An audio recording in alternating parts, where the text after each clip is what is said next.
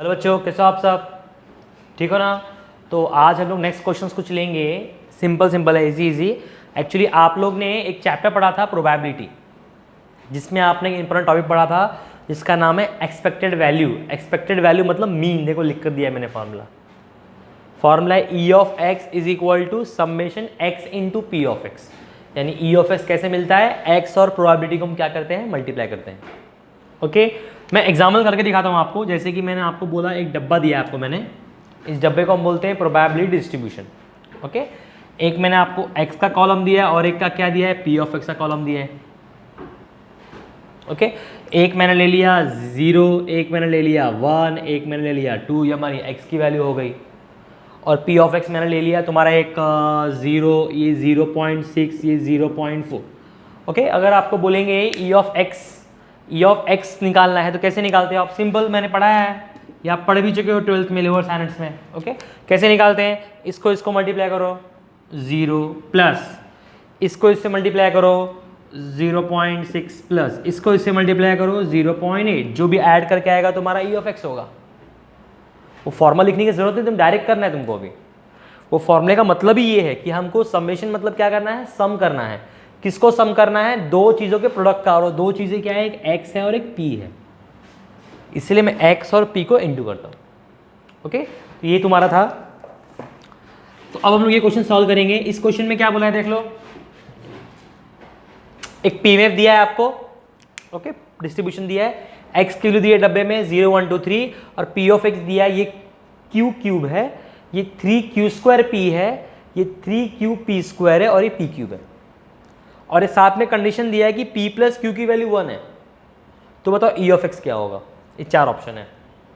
Okay, तो चलो start करते हैं। सबसे पहले ई ऑफ एक्स का फॉर्मूला क्या है? Summation X into P of x. ये सब लिखने की जरूरत नहीं है आपको डायरेक्टली करना है, पर मैं समझा रहा हूं बाकी कुछ बच्चों को समझ जाए कैसे है। डायरेक्ट मैंने बताया कैसे करने का। इसको इससे मल्टीप्लाई करने का। इसको इससे मल्टीप्लाई कितना होगा? 0, बीच में आ जाएगा प्लस, इसको इससे मल्टीप्लाई किया क्या आएगा? 3q²p, सेम आएगा ना। इसको इससे मल्टीप्लाई करो, 2 3 जा कितना हो जाएगा? 6 प्लस 6q_p²। इसको मल्टीप्लाई, अब 3 को इससे मल्टीप्लाई करो, कितना हो जाएगा? 3p³ देख लो वापस से। इसको इससे मल्टीप्लाई किया 0, इसको इससे मल्टीप्लाई किया सेम आएगा। 2 × 3q_p², 6q_p² हो जाएगा। 3 × p³ 3p³ हो जाएगा। Okay, next. अब क्या करना है? देखो ये 0 को भूल जाओ। अब देख सकते हो यहाँ 3 टर्म है। एक काम करता हूं, ये जो बीच वाला टर्म है इसको मैं 2 पार्ट में फोड़ देता हूं। देखते, आगे वाला 3q²p प्लस इस 6 को मैं 3 + 3 लिख सकता हूं। तो हम लिख सकते हैं 3 + 3। ओके, इसके 6 के पीछे क्या है? qp²।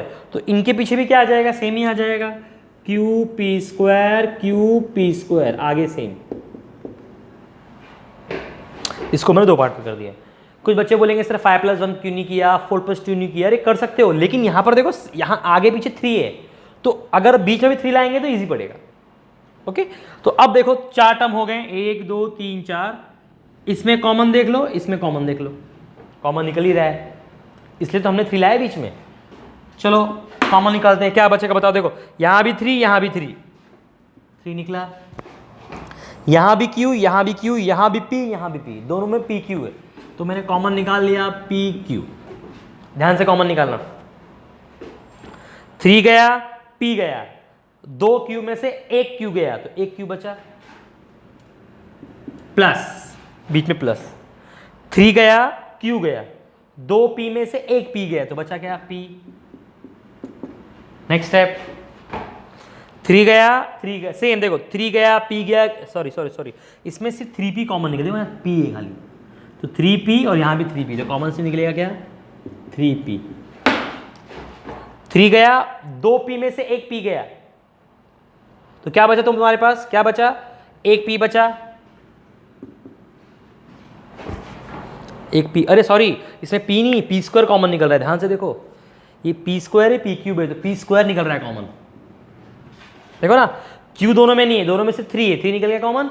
यहाँ p³ है, यहाँ p² है, तो 3 और 2 में कॉमन निकलेगा 2, तो p² निकला कॉमन। तो हमारा यहाँ 3 चला गया, पी स्क्वायर चला गया, बचा क्या हमारा क्यू, तो यहाँ जाएगा Q. Okay, 3 P square Q बचा, बीच में प्लस, बीच में आ जाएगा प्लस, 3 गया, 3 पी में से 2 पी गया, 1 पी बचा।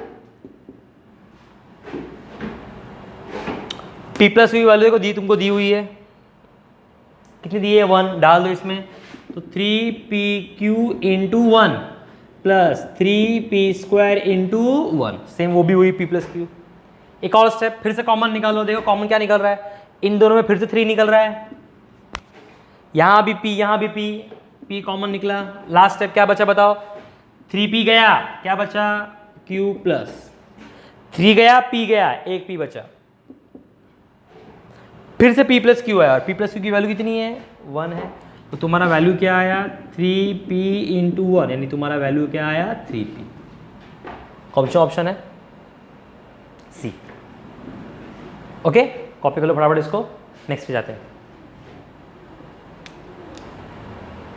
ओके, तो नेक्स्ट क्वेश्चन क्या है, देखो सेम वही है, हमको x की वैल्यू तुमको दी हुई है 0 1 2 3, जो टेबल में दिया था तुमको ऐसा दिया हुआ है, और तुमको मीन दिया है 1.3, ये पॉइंट है 13 नहीं, मीन कितना दिया है 1.3, तो मीन मतलब क्या बताया मैंने, लिख कर दिया मैंने एक्सपेक्टेड वैल्यू, तो अपने को एक्सपेक्टेड वैल्यू कितना दिया है 1.3 दिया है, और एक दो चीजें दी हैं अपने को, 3 वाला प्रोबेबिलिटी ट्वाइस है 1 वाले प्रोबेबिलिटी को, 3 वाला प्रोबेबिलिटी ट्वाइस है 1 वाले प्रोबेबिलिटी को, और 2 वाले प्रोबेबिलिटी का वैल्यू दिया है 0.3, अपने को 0 वाले प्रोबेबिलिटी निकालना है। फिर से रिपीट कर दूं, अपने पास यहाँ पर 4x की वैल्यू है, एक है 0 1 2 3, तो हमारे पास भी 4 प्रोबेबिलिटी रहेगी।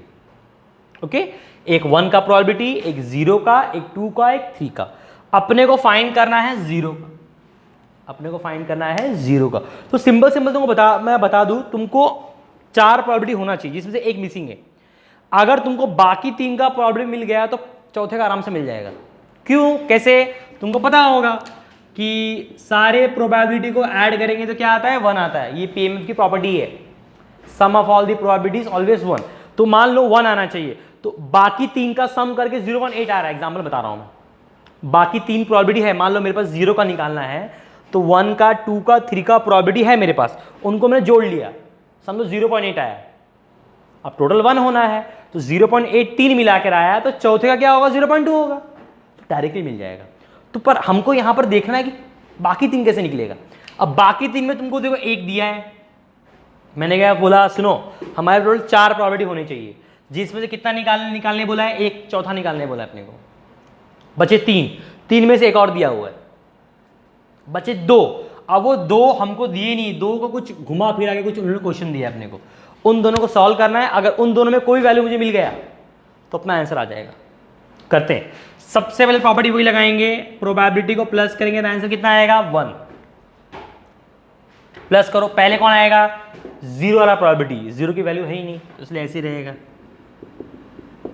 फिर कौन आएगा 1 वाला प्रोबेबिलिटी, यानी x इक्वल टू 1, फिर आएगा 2 वाला प्रोबेबिलिटी x इक्वल टू 2, फिर आएगा 3 वाला probability x equal to 3, total कितना है वैल्यू 1, जिसकी वैल्यू दी पुटअप कर दो, 0 एज इट इज से दिया नहीं है,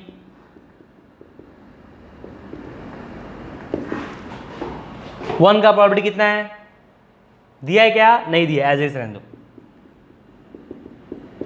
प्लस, ओके। 2 वाले का प्रोबेबिलिटी कितना दिया है तुमको, नहीं 1 मिनट रुको, तुमको यहां पर मीन दिया है ना, 1 मिनट, मीन का फॉर्मूला क्या है, मीन का फॉर्मूला जरा बताओ, ये अप्लाई करो, इजीली आ जाएगा। देखो ई ऑफ एक्स का फॉर्मूला क्या है, summation X into P of X, वो लास्ट में लगाएंगे, पहले ये करके देखो। E of X equal to क्या है, समेशन एक्स इंटू पी, कैसे करते हैं अपन, मैंने क्या बताया था, एक्स वाले वैल्यू को उसके प्रोबेबिलिटी से मल्टीप्लाई करने का।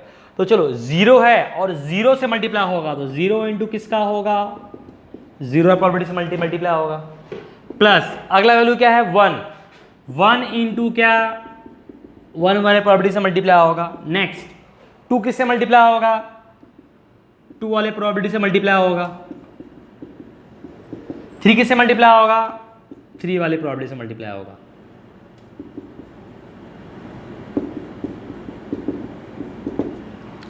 और ये तुम्हारा क्या निकल रहा है, मीन निकल रहा है ना, और मीन तुमको दिया कितना है 1.3। अरे यही होता है ना भाई, भूल गए क्या, x इंटू पी, एक्स वाले को पी से मल्टीप्लाई किया, एक्स वाले को पी से मल्टीप्लाई किया, एक्स वाले को पी से, एक्स वाले को पी से, वैल्यू कितना आएगा 1.3। अब देखो 0 इंटू ये कितना हो जाएगा 0 प्लस जो वैल्यू दिया पुट कर दो, 1 दिया है क्या, नहीं दिया 1 की वैल्यू, तो ऐसे ही रहेगा 1 into P of X equal to 1, P of X equal to 1। X equal to 2 की वैल्यू दी हुई है क्या, देखो दी 0.3, तो यहां देखो 2 इंटू क्या आ जाएगा 0.3 प्लस 3 इंटू, देखो ये 3 इंटू है, 3 इंटू 3 वाले का वैल्यू दिया है क्या, देखो 3 वाले का वैल्यू दिया है, कितना दिया है ट्वाइस ऑफ 1, किसका ट्वाइस ऑफ 1, तो ये हो जाएगा twice of 1 is equal to कितना है 1.3, इसकी वैल्यू 0 हो गई। अपने को 1 इंटू जो भी है सेम छाप दिया, 2 एज इट इज है, इसकी वैल्यू तुमको कितनी दी है 0.3 पुटअप कर दिया, और ये तुम्हारा x इक्वल टू 3, इसके वैल्यू तुमको क्या दिया है, देखो 3 एज इट इज है, इसकी वैल्यू तुमको देखो दी उधर पे twice of x equal to 1। Okay चलो कर लो सॉल्व फटाफट, बोलो ये probability x equal to 1 as it is है। अरे काम कर सकते हो, देखो ये एक बार प्रोबेबिलिटी x इक्वल टू 1 है, और यहाँ कितना है जरा देख लो, ये एक बार, ये भी वही है ना, ये कितना है 6, 3 कितना है 6, तो एक बार और 6 बार कितना हुआ 7 time probability x equal to 1, ये एक बार और ये 6 बार। ओके बचा क्या, देखो इधर क्या बचा 2 इंटू 0.3 क्या बचा 0.6, अगर 0.6 वहां गया तो क्या हो जाएगा माइनस, यानी 1.3 में माइनस 0.6 किया मैंने, यानी तुम्हारा क्या है वैल्यू बताओ 7 into probability x equal to 1 किसके बराबर आया, माइनस किया तो 0.7 आया, 7 ने 0.7 को काटा तो तुम्हारी वैल्यू क्या मिलेगी, प्रोबेबिलिटी x इक्वल टू 1 कितना आया 0.1 मिल गया। मैंने क्या बताया था, 4 में से हमको एक फाइंड करना था, तो 3 होनी चाहिए, तो 3 में से एक दिया है, 2 होने चाहिए, 2 में से एक और मिल गया, अब सिर्फ एक का पता करना है, अगर वो मिल गया चौथा मिल जाएगा अपने को। कौन सा बाकी बताओ, अभी देखो 0 निकालना है हमको, 1 मिल गया, 2 दिया हुआ है, अब 3 निकालना है, 3 देखो कहां दिया, देखो 3 उधर दिया है, देखो दिया है ना 3 निकाल सकते हो आराम से, देखो 3 क्या दिया है 2 इंटू किसका 1 वाले का, और 1 वाले का वैल्यू कितना मिला अपने को 0.1, यानी वैल्यू कितना हुआ 0.2, देखो तीनों मिल गए अपने को। स्टार्टिंग में मैंने बताया ना 4 में से एक फाइंड करना है, तीनों होनी चाहिए, एक दिया है, एक निकाल लिया, इसके थ्रू एक और निकाल लिया। अब सबको प्लस करो, बताओ कितना आता है 0.3 प्लस 0.1 कितना होता है 0.4, और 0.4 और 0.2 कितना होता है 0.6, टोटल कितना होना चाहिए 1, तो 0.6 में और कितना प्लस करोगे 1 होगा 0.4, यानी हमारा जो चौथा वैल्यू है वो क्या है 0.4 है। दिख रहा है ऑप्शन आप लोग को, समझ गया 0.4 क्या क्या है बोलो। सबसे पहले मैंने मीन बोला, मीन का फॉर्मूला लगाया जिसके थ्रू हमको एक वैल्यू मिल गया, एक दिया था, जिसके थ्रू मैंने तीसरा भी निकाल लिया।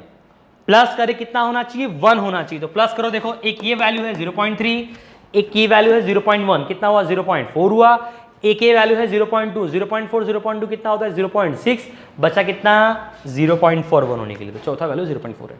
ओके कॉपी कर लो, नेक्स्ट क्वेश्चन हम लोग नेक्स्ट वीडियो देखेंगे। Thank you very much.